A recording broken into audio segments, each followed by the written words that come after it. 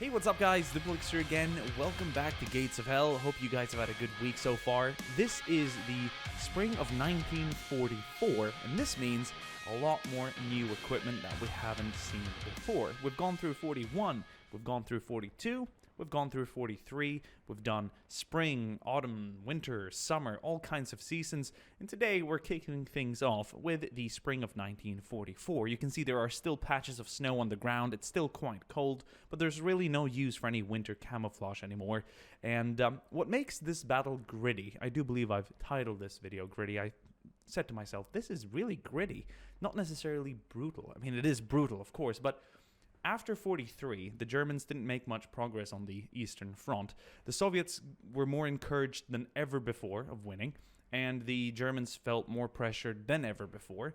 New weaponry came into play. Things got even more violent. I don't know what that is. But anyway, and I just think this is going to make for a really gritty battle. So what's new? Well, we've got on the Soviet side, we've got more guard infantry with helmets and better equipment. Less pilotkas and stuff to just emphasize the fact that the Soviets are kind of back on their feet, finally. We've got the T-34-85s, the Su-122s, more SVT-40s and stuff. It's going to be really nice, as well as the PPS-43. We've got, on the German side of things, even the detail of the caps. We've skipped the M34 cap, as I believe it's called. It's that Pilotka-styled cap. We've gone for the M43 now, with that sort of front screen, one could call it. What do you call that, like a little cap? A little sunscreen? Yes. The G43 instead of G41. We've got Panzerfausts. We've got Panzershreks. And, yeah, I mean, of course, the MG42. We've seen the MG42 be used as a static weapon previously. It wasn't very popular as an infantry squad weapon until, I believe, 44, even though it's called MG42. The MG34 was still produced at a very very big numbers throughout the war, despite the fact that the MG42 could be considered a much deadlier weapon. But yeah, and of course we've got the great coats on the German infantry because it's cold, but we're using some more late war camouflage for helmet covers. As I said earlier, the Soviets are using helmets more. I'm not sure if this is 100% correct. I've seen Soviet soldiers in the Battle of Berlin using the Pilotka, and I'm like, dude, be careful. Take care of your head. Okay, you could get hit by shrapnel or something else. And that's a headshot, dude. But still, I think it's very nice. It adds an effect. And this is a beautiful map. As I said, I really love this sort of like spring turning to like mid-spring. Like, well, this is, I don't know. I mean, like it's the Eastern Front. It's freaking cold. But this could be like, I don't know, February, March, perhaps even April in some parts, I suppose. But anyway, guys, super, super cool. What's special about this battle is that there's really no reinforcements coming in except for a few trucks per side. It's really just a very balanced, even sort of fight. The Germans have 2 mortars, the Soviets have 2 mortars, they have about 100 to 120 men per side. Yeah, the Soviets got 6 tanks, but the Germans have a flak, they've got 2 Pak-40s, and a bunch of Panzershrekks and Panzerfausts. And you know, I've done some testing. This really turned out to be a very gritty battle. Like, if you just employ your own thoughts and your fantasy of this being like a really pressured fight, yeah, of course the Soviets felt the pressure in 41 as the Germans steamrolled in, but as I said, the Soviets are more encouraged than ever before. The morale is really high after the recent victories, and the Germans are, you know, desperately trying to defend and hold the line and keep the Soviets from reaching the fatherland. So I think if you just put that feeling into this battle, you're going to feel what I feel. And there's just something about like how this is really ruined. There's shells everywhere. There's destroyed buildings. You can tell that the war has really torn Eastern Europe apart. It has really left a mark. This isn't the first time troops have been through this village, if I put it that way. So there was leftover crates and whatnot. The Germans could have been through here on the advance maybe a few years ago. But guys, enough talking. I'm super excited to get this battle started. So we're going to have a focus on the Soviet left flank first. Here are the beautiful T-34-85s. Not really common, not super common this early in 1944. I believe they started producing these in around February. Yeah, And I did some checks on the IS series, the IS-2. This is still the IS-1. The IS-2 was a little more common later in 44. So yeah. But anyway, guys, if you want to see some more 44 battles, let me know. We're going to be seeing more MG42s. We're going to deploy some during the summer. I've got new guards uniforms with that sort of like more blackish top. Super cool looking guards infantry. So that's going to be shown once these guys get out of their what are these called now? The tele something. Because this is, you know, meant to keep them warm. But yeah, more helmets, less pilotkas, just to give them that kind of mechanized infantry, guards armor feel. Yeah. Guys, I think I've said enough. We've breached the 5-minute mark, the sacred 5-minute mark. I do excuse. I'll retract a few seconds off my account from the early starts I've done previously. But guys, jokes aside, this is the left flank. They're going to attack first, then the right flank is going to attack, and it's, as I said, it's going to be a gritty battle. You got to be careful when you use words like epic, huge, massive, brutal. You can't use them all the time. You have to like space them out. This time it's a gritty battle. Is it brutal? Yes. Is it epic? Yes. Is it massive? Yes. Yes. But don't push it, guys. YouTube 101. You gotta put some variation in the titles. Okay, T-34-85's rolling across the river. One had an easier time moving up. Oof, what was that? A Panzershrek, perhaps? Infantry's gonna be, look, advancing behind the tanks there in the open. So cool. Ura! The left front attack has begun. Oh. Oh, suka! Pack 40 nailed it. We're gonna move back here to the Pack 40 and see some new animations. This is really cool. He's like, links, jawohl! Fire! Laden! I like that. I like that. That little communication in the team. Here's the MG42. Not really being put to use right now. But all the guns are firing across the trench. Very nice indeed. We're going to move across to the bridge now, where the Soviets have begun their assault. Su-122 leading the charge. Here's a nice look at the MG42 with its long bursts.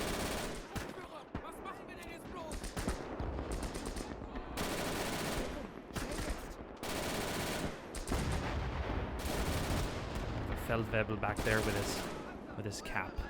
Very nice indeed. Soviet infantry moving up. We're going to see armor crossing the river here to flank and sort of get in between the bridge defense and the actual right side of the trench. That's going to be very brutal for the German soldiers defending. Su-122 knocked out.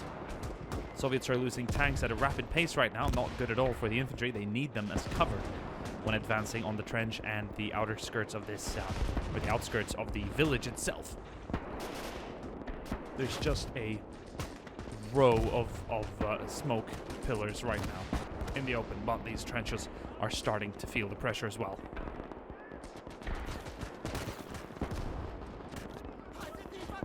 He's just waiting for that T-34 to roll up, but he can't get too distracted. There's Soviet infantry to nail as well.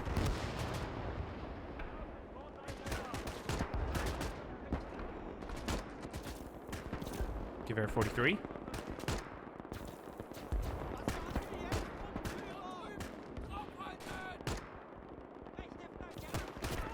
Oh, he was just shot dead. Let's see if we can't get this guy to open up. Oh! It just needed a bit of an encouragement. Shell-shocked, perhaps. Frightened. And stunned. Now he's putting some work into it. Here comes the T-34-85. It's rolling up. Keep an eye on that Panzerfaust. Oh, 2 were fired. Tracks are knocked out. 1 missed. Once again, it's a good infantry AT weapon. Oh.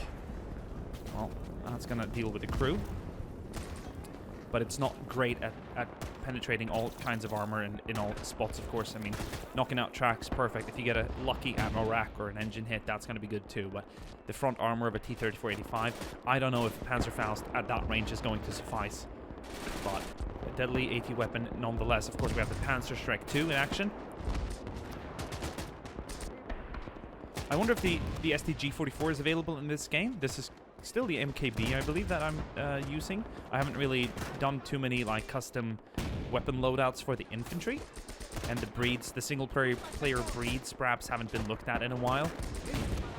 But there's like more uniforms and more weapons in the game than I can see from the deployed, like the preset units.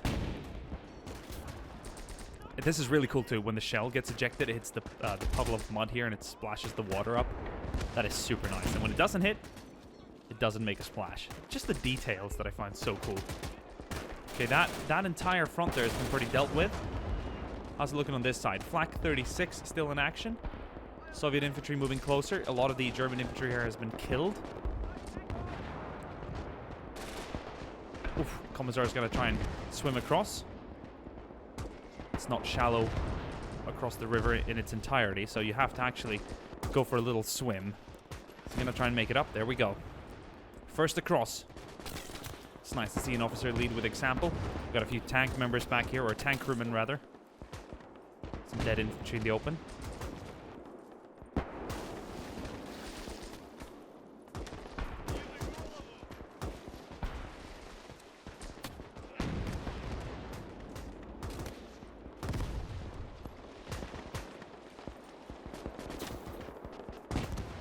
Brave tank crewmen. They definitely hunger for the action as well. Some German infantry in the open here.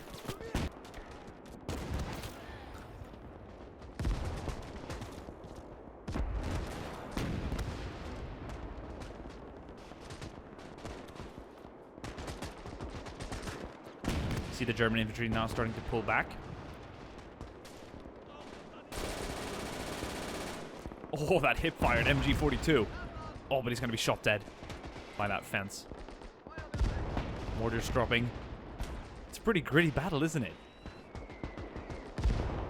I think it has a lot to do with the current weather and terrain. That definitely adds the grittiness to it. If it's on a bright, dry summer's day, the conditions are definitely less harsh for the armor and infantry on the ground. But fighting in cold and wet is probably brutal. It just, you know, complicates a lot of things.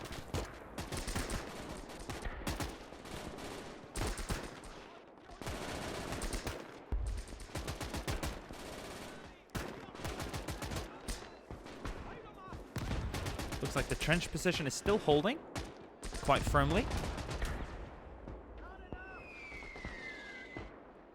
More Soviet infantry is trying to cross here on the left side. Flak is still up. The Germans don't really have like a firm defense here. They've got some infantry in the buildings. They're resisting. But other than that, it's a pretty open flank. And we see a lot of Soviet troops trying to get across now.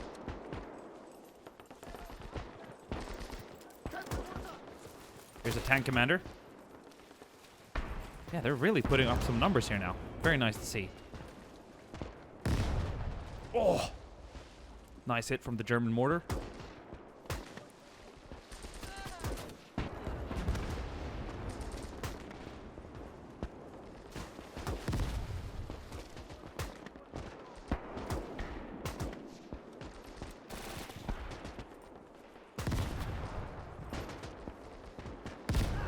Oh! Still have some German infantry crawling around here. How's that right side looking? They're holding up. They're holding up. Soviet infantry in the open. Using tank wreckages and whatnot as cover. There's some slight difference in terrain here as well. In the elevation. There's a lot of dead Germans here on this side too.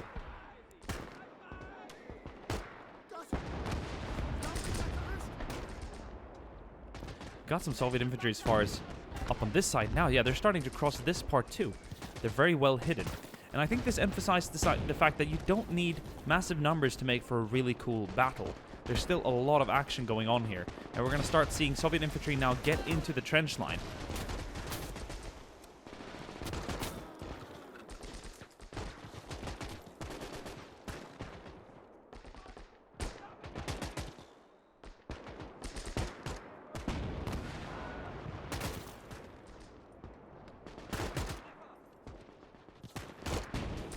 Still holding this barricade position.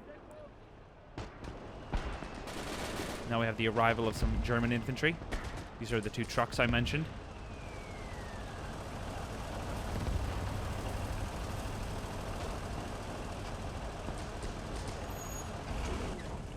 Los geht's! They're gonna dismount and group up. That's a big number of troops from a single blitz. That's more than a dozen troops. Over this side too, we got some additional troops. With more Soviets coming in too. We're going to try and push for this sort of this breach in the line in between the trench and the outskirts of the town here on the right side of the Soviet attack.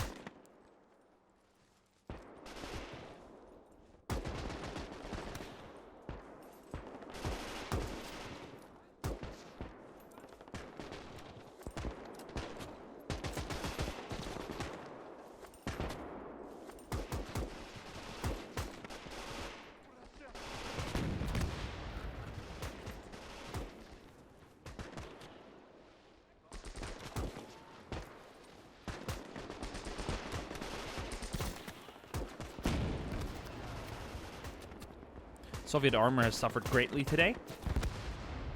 It's really a win or loss situation for either side. They do well, knock out the enemy armor. It's going to give the Germans a great upper hand. Once again, the Soviets are still on the aggressive here. Like, they're still pushing. Mortars are dropping now to try and eliminate or to try and hold back the Soviets crossing the river. But the Soviet mortars are still firing for full effect. It's a little more quiet here on the left side, but we still have a lot of Soviet troops trying to get to the trench. The big open field attack pretty much failed. We might see them try and move up at a later stage.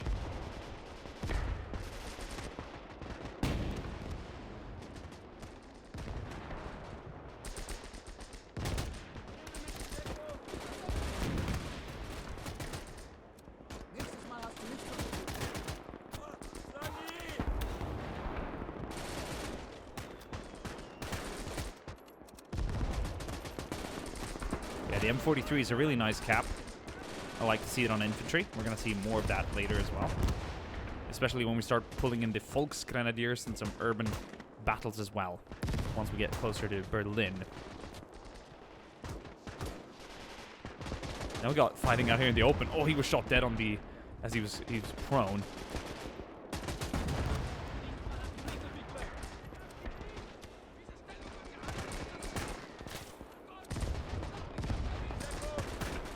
Deckung!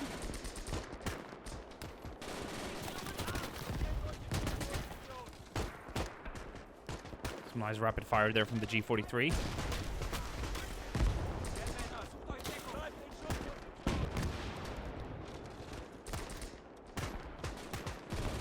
hear the SVT-40 as well.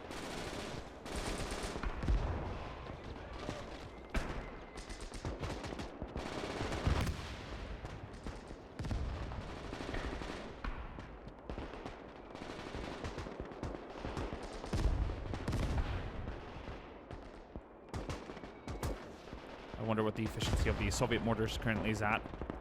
They're back here. They're definitely functioning. Haven't seen them fire in a while. We're going to take a look at what they've done in terms of damage later, but they're definitely in range. They definitely have the vision as well. So there really shouldn't be a question about their functionality in today's battle either. Now the Soviets are forced to pretty much swim across. German infantry is getting really close. These guys are not going to hesitate. They're going to jump across, get in the water again, and get up on the other side.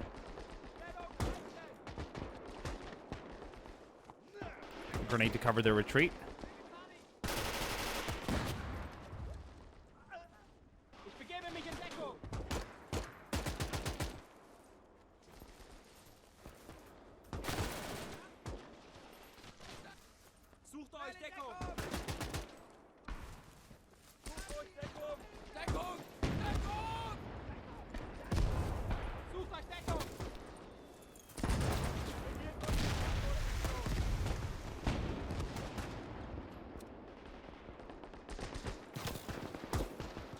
Very nice, very nice. Things are starting to quiet down here. The German reinforcements have managed to recapture this bridge. They're pushing the Soviets back. On this side, it's looking a bit bleak as well for the Soviets.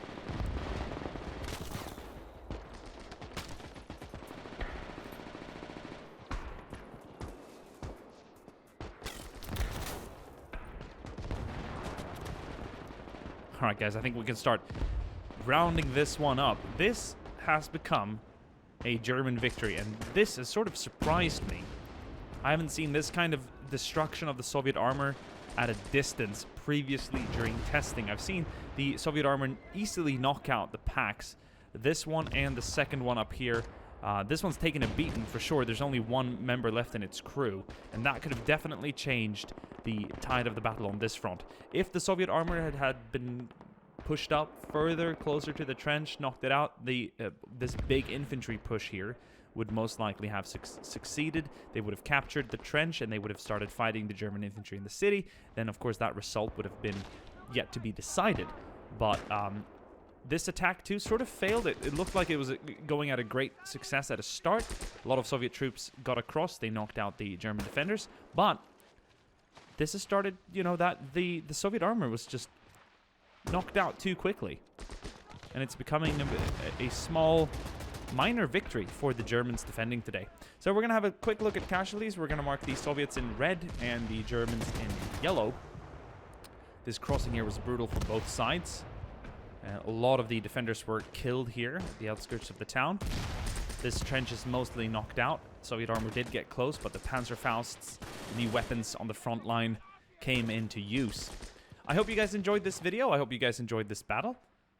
And I will, well, I think next up we're going to do a sweet 1944 summer battle here on the Eastern Front with some new armor. We're going to pull in some new Tigers, some new Soviet armor as well, perhaps the IS-2. We're definitely going to bring in more self-propelled guns. What more do we have to show? Oh, rocket artillery. We're definitely doing something with more rocket artillery too. I think that's going to be sick. It's just so destructive. You got to be careful with how you use it in order to not completely end a battle prematurely. All right, guys. Thank you for watching. I'll see you guys soon again. Ciao.